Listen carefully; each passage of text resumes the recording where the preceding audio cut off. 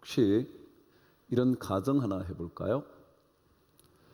저는 여러분의 생각을 몰라요.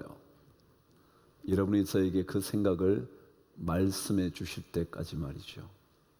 물론 약간의 표정을 보면 어느 정도 생각을 가늠할 수 있을 수는 있겠지만 그 생각 전체를 알지 못해요. 여러분도 마찬가지일 겁니다.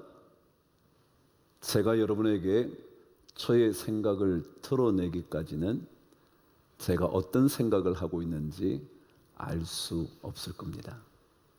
그런데 만일 어떤 장치 하나가 있다고 말씀해 볼까요? 제 생각을 그대로 여러분 앞에 보여지도록 만드는 장치가 하나 있다 그러십시다. 제가 생각하는 바가 그대로 시각적으로 보이는 거예요. 영상을 통해서 저의 생각이 다 보인다고 한번 생각해 보시죠.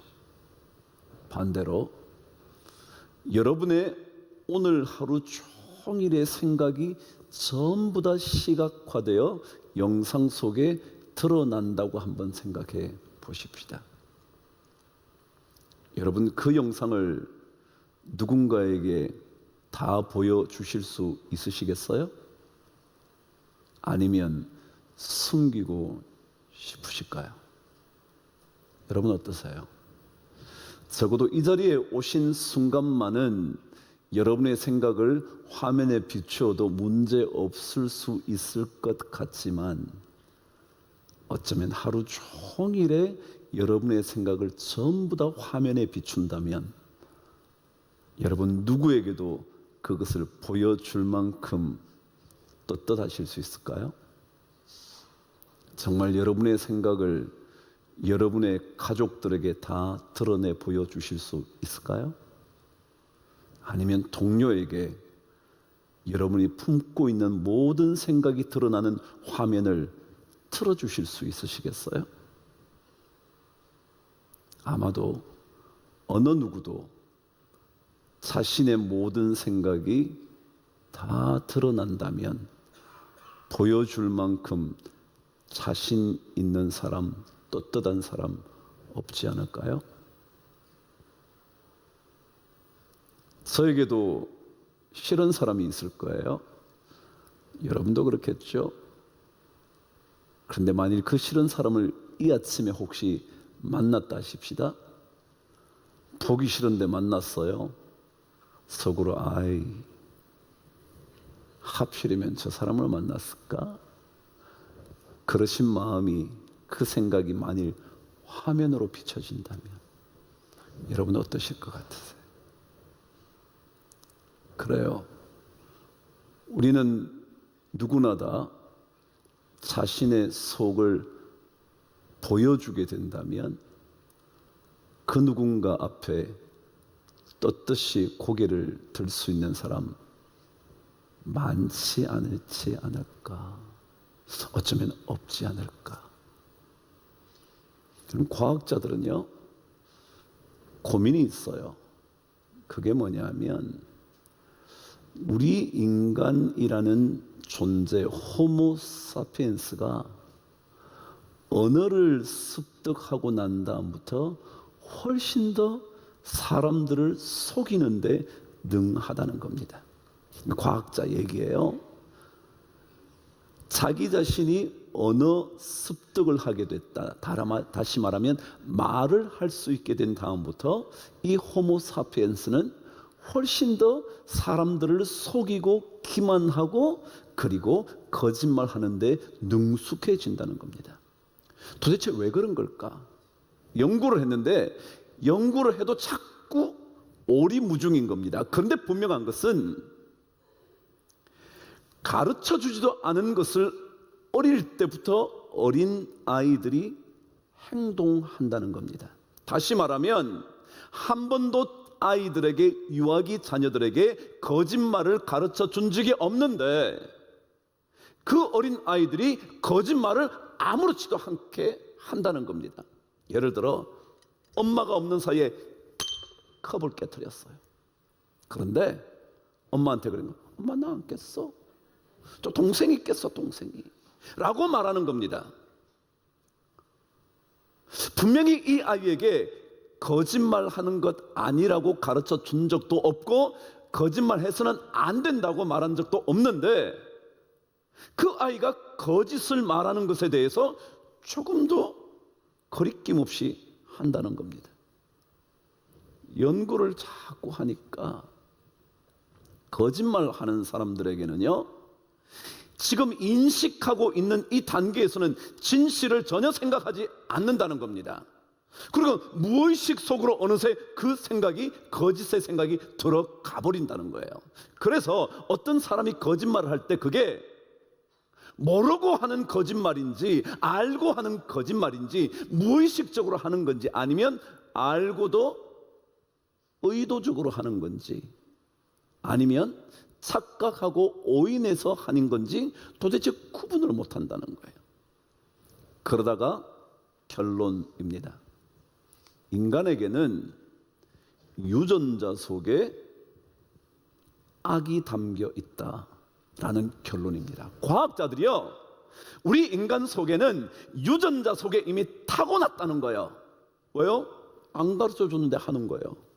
배우지도 않았는데 속이는 거예요.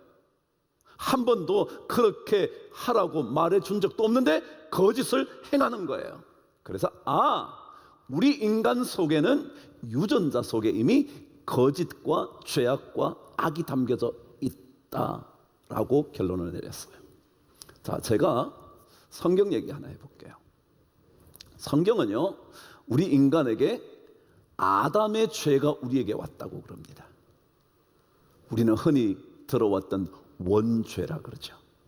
그 죄가 우리에게 왔다는 거예요. 이런 얘기를 하면 사람들이 그래요.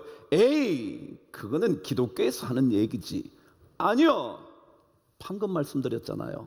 과학자들이 유전자 속에 악이 있다고. 그게 뭐예요? 악을 타고난 거 아니에요? 그렇습니다. 성경은요, 우리 인간이 악을 행하는 이유는 우리 존재 안에 악이 내재하고 있기 때문에 그렇다는 거예요. 아담의 죄를 이어받았기 때문에 그런 거예요. 가인의 죄를 이어받았기 때문에 그렇다는 거예요. 그것을 과학자들은 유전자 속에 죄악이 있다라고 말하는 거죠. 그래서 성경 이사야 64장 6절은 이렇게 기록을 했습니다. 한번 읽어보실래요? 시작. 무릇 우리는 다 부정한 자 같아서 우리의 의는 다 더러운 옷 같으며 우리는 다 잎사귀같이 시들므로 우리의 죄악이 바람같이 우리를 몰아갑니다. 무슨 말이냐면요, 우리는 다 부정한 존재가 되어버렸다. We have become, 그렇게 됐다는 거예요. 우리는 전부 다 더러운 옷을 입고 있는 존재라는 거예요. 그래서 마침내 바람이 불어오면 뭔가를 몰고 가듯이 죄악이 우리를 막 이끌고 간다는 겁니다. 이게 우리 존재라는 거예요. 그래요, 인간은 그 속에 선한 것이 있지 않아요. 물론 여러분이나 저에게 괜찮은 마음이 있어요. 좋은 마음 있다고요. 부드러운 말을 내뱉을 수 있기도 하고요, 사랑스러운 행동을 할 수도 있어요. 그런데 순식간에 우리는 전혀 다른 존재로 바뀌어질 수도 있어요. 마치 다윗은 적의 장수가 죽었을 때 눈물을 쏟습니다. 적의 우두머리가 죽음에 이르렀다는 소식을 듣고는 그는 눈물을 그치지 못할 만큼 사랑의 마음을 갖고 있었던 사람입니다. 그래서 하나님의 마음에 합당했는지 그분의 마음에 합한 사람이었는지 모르겠지만, 그런데 그는 자신의 죄를 감추기 위하여 자신의 충성스러운 장수를 죽음으로 내몰게 하기 위하여 끔찍한 계획을 세웁니다. 상상할 수 없을 만큼 치밀하게 계획을 세워 마침내 죽음에 이르게 하는 겁니다. 그게 우리 인간입니다. 선을 행할 수도 있지만 악한 것들이 우리에게 얼마나 많은지 모른다. 그것을 사도 바울은 내 속에 선을 행하는 마음이 있지만 원하는 선을 행하지 않고 악을 행하고 있는 존재 자신을 발견한다는 겁니다. 그래서 그는 고백을 하죠. 오호라, 나는 곤고한 사람이로다. 자, 그렇다면 사도 바울이 이것을 통해서 우리에게 얘기하고 싶은 게 뭘까요? 우리 안에 원하는 바, 원치 않는 바, 이 두 가지가 내 안에 있어서 나로 하여금 이렇게 고통스럽게 만드는데, 이것을 그가 탄식하며 얘기했는데 이것을 통하여 우리가 꼭 알아들어야 하는 내용이 뭘까? 첫 번째입니다. 사도 바울은 그리스도인이 됐습니다. 다메섹에서 예수 그리스도를 만난 이후에 예수 그리스도 그분을 위하여 생명을 바치며 지금까지 달려왔습니다. 로마에 있는 사람들에게까지 편지, 그리스도의 복음의 편지를 쓰기 시작한 사람입니다. 그런데 그 또한, 그리스도의 사람이 된 그 또한 끊임없이 갈등하고 있다는 겁니다. 그 얘기는 그리스도인인 여러분과 저는 적어도 영적인 갈등을 하며 살아야 하는 존재다라는 것을 말해주고 싶어 합니다. 다시 한번요. 그리스도인인 여러분과 저는 적어도 영적인 갈등을 하고 살아야 한다. 무슨 얘기냐면요, 세상 사람들은요, 죄를 범했음에도 불구하고 죄에 대하여 깨달으려고 하지 않습니다. 몇 번이나 말씀드린 것처럼 들키지 않으면 죄 아니기 때문에 죄에 대하여 자기는 갈등하지 않습니다. 뭘 나보고 그래? 나보다 더한 사람 얼마나 많은데 왜 나보고 그 얘기하는 거야? 저 사람 보고 말해. 죄를 깨달으려고 하지 않습니다. 아니, 영적인 갈등을 하지 않는 겁니다. 그런데 예수 믿는 사람은요, 조그만 죄를 지어도 갈등합니다. 아, 나 그거 하면 안 되는데, 나 그러면 안 됐는데, 나 그래서 그 잘못했는데 라는 영적인 갈등이 있는 겁니다. 그게 그리스도인입니다. 마치 사도 바울이 그랬던 것처럼 우리 모두도 영적인 갈등을 해야 하는 겁니다. 내가 이렇게 하면 되는 걸까? 내가 이렇게 살아서 되는 걸까? 목사인 내가, 장로인 내가, 권사의 직분을 받은 내가 이래서 되는 걸까? 갈등이 있어야 되는 겁니다. 적어도 거룩한 안식일을 지키라고 주님께서 말씀하셨는데 지키지 못하게 되면 지켜야 했는데 마음에 그나마 깨림직한 게 있어야 합니다. 그런데 아무렇지도 않게 지나간다면 다음에 들으면 되지 뭐 라고 생각한다면 그것은 우리는 이미 육신의 법, 사망의 몸에서 죄로, 종으로 살아가는 겁니다. 그래서 사도 바울이 우리에게 말씀하고 싶은 것은 그리스도인이라면 죄에 대하여 영적인 싸움을 하고 있어야 하는 겁니다. 적어도 그 일에 대해서 내 마음이 쓰라려야 하는 겁니다. 예수 믿는 사람들은 적어도 예수님 때문에 괴로워할 줄 알아야 합니다. 세상은 아무도 괴로워하지 않습니다. 들키지 않았으니 괜찮고요, 들키면 벌금 좀 내지 뭐. 그러고는 죄에 대하여 아파하지 않습니다. 그게 세상입니다. 그러나 예수 믿는 사람들은 죄에 대하여 아파합니다. 아파해야 합니다. 그래서 또다시 주님 앞에 나아가 회개하며 눈물 짓는 겁니다. 그걸 세상 사람들은 우습게 생각하죠. 에이, 죄 짓고 회개하고 죄 짓고 회개 뭐 하는데? 아니요, 그래야 됩니다. 세상은 그렇게 하지 않습니다. 죄를 지어도 아무렇지도 않습니다.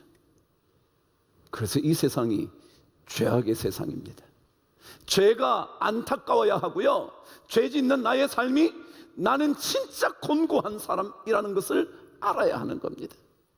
영적인 갈등이, 영적인 싸움이, 영적인 전투가 내 안에 있어야 되는 겁니다. 예수의 사람으로 그렇게 행동한 것에 대하여 어찌할 줄을 모르는 그것이 있어야 그게 예수 믿는 사람입니다. 사도 바울은 자신의 탄식을 기록하면서 우리에게 어쩌면 그 얘기하는 거 아닐까요? 바로 우리 모두 죄악에 대하여 우리는 가슴 아파해야 한다고.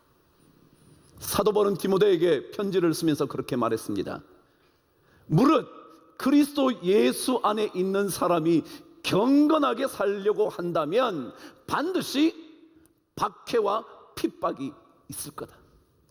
다시 말하면 핍박이나 박해는요, 외부에서 오는 것만이 아니라 내 안에 아픔이 있어야 된다는 거예요. 아픔이. 그래서 막 내가 핍박받는 것처럼 너무 힘들어야 되는 겁니다. 죄악에 대해서 아무렇지도 않게, 하나도 힘들지 않게, 하나도 고민하지 않고 산다면 그리스도인이 아니다. 그런데 문제는 그런 죄악이 자꾸 우리에게 있다는 겁니다. 이 우리에게 있는 이 죄악을 어떻게 할 수가 없다는 겁니다. 그래서 그가 말합니다. 오호라 나는 공고한 사람이로다. 이 사망의 몸에서 누가 나를 건져내랴. 그 얘기. 누가 나를 건져내. 그 얘기는 나는 나를 건질 수 없다. 그럼 제가 로마서 말씀을 시작하면서 로마서는 복음을 전달하는 책인데 그 복음의 핵심이 몇 가지가 있다. 그 중에 첫 번째가 하나님의 의로우심, 하나님의 공의. 두 번째가 뭐냐면 인간의 전적인 죄악과 부패와 타락.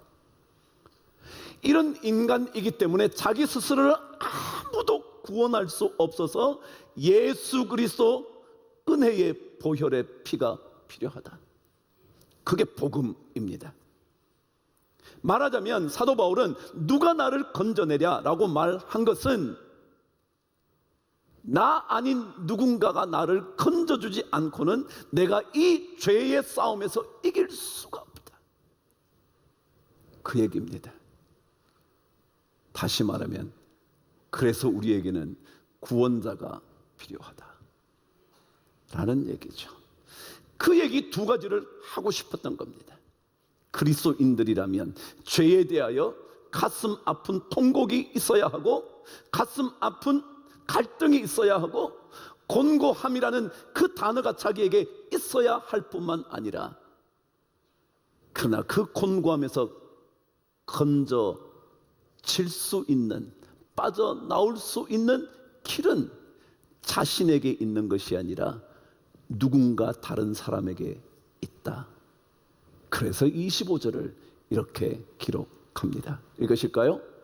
우리 주 예수 그리스도로 말미암아 하나님께 감사하리로다. 왜요? 나는 나를 건질 수 없으니까. 나는 내 안에 선한 것을 원하는 순간 동시에 어느새 악을 행하고 있으니까. 난 정말 이러고 싶지 않은데 또 그 일을 하니까.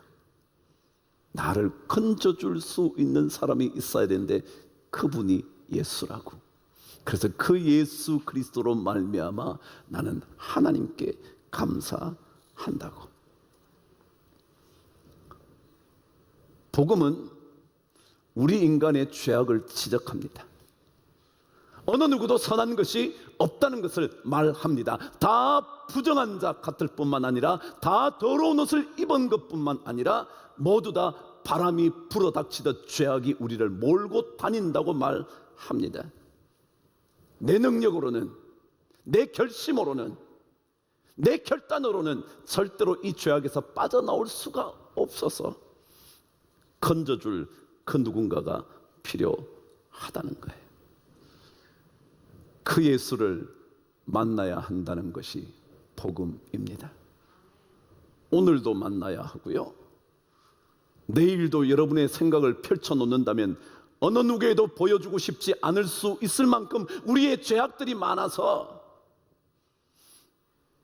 말하지 않으면 깨끗한 게 아니고요, 행동하지 않으면 죄가 없는 것이 아니고요, 우리 안에 수많은 죄악들이 도사리고 있다는 그것 때문에 주님 앞에 가슴 아파하는 곤고함을 경험하는 그 사람들은 점점 더 주님께 나아가는 것, 우리가 점점 더 주님께 더 가까이 가려고 하는 것, 이것이 그리스도인의 삶이다 라는 거죠. 저는 오늘 제목을 그렇게 잡았어요. 내 속엔 선한 것이 없습니다. 아니, 선한 것이 있지만 어느 순간 악에게 패배해버리고 마는 겁니다. 그 패배한 그것이 우리 그리스도인들에게는 아픔이 되어야 합니다. 만일 그 패배가 아무런 고통도 주지 않는다면 우리는 죄의 종, 죄의 노예로 사는 인생이거든요. 근데 우리는 그것을 아파합니다. 그래서 하나님께 회개합니다. 그래서 여러분 다 잊으셨을까 걱정이 돼서 다시 반복하자면, 이 복음 속에는 5가지 중요한 핵심이 있다고 말씀드렸어요. 하나님의 공의로우심, 인간의 전적인 타락과 부패, 예수 그리스도의 은혜의 보배의 피, 구원의 피, 네 번째가 진정한 회개, 그 마지막이 구원의 확신입니다. 그 구원의 확신 이야기를 8장에 가면 사도 바울이 하는 거죠. 회개는 그리스도인이라면 해야 합니다. 에이, 죄 짓고 또 한다고 죄나 짓지 말자. 아니요, 안 지을 수 없어요. 우리는 유전적으로 이미 타고난 거거든요.